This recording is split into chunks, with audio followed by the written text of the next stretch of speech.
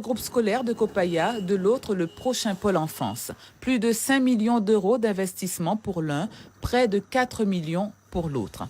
Des financements assurés par l'AFD, l'Agence française de développement, sous la forme d'un prêt à long terme remboursable sur 15 ans et de 4 prêts de préfinancement remboursés sur 3 ans par l'ANRU et l'État.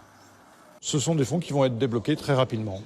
Donc, dans les mois qui viennent, puisque une partie des fonds servent à préfinancer des subventions de l'État ou de l'ANRU qui doivent arriver dans quelques mois voilà. Donc nous mettons à disposition de la commune les fonds tout de suite et le prêt à moyen terme sera aussi mis, je crois, en décaissement en 2 tranches, mais au fur et à mesure de l'avancement des travaux.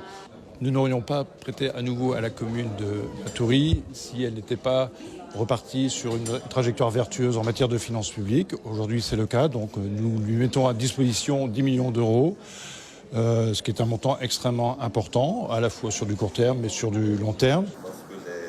Ces signatures ce jeudi scellent donc ces accords avec une mairie qui, ces récentes années, a prouvé sa capacité à gérer ses finances.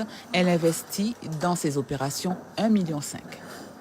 Nous avons quand même une CAF, une capacité d'autonomie financière qui s'est dégagée du fait que nous avons pu, pendant plusieurs années, faire un certain nombre d'économies.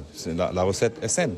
Nous avons dépensé donc les deniers publics à bon escient et je pense que nous avons les résultats aujourd'hui.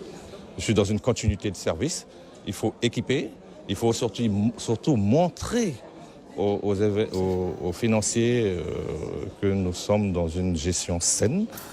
Le groupe scolaire de Copaya devrait voir le jour en 2019 et la réhabilitation de l'habitat insalubre qui a démarré il y a quelques années se poursuivre plusieurs années encore.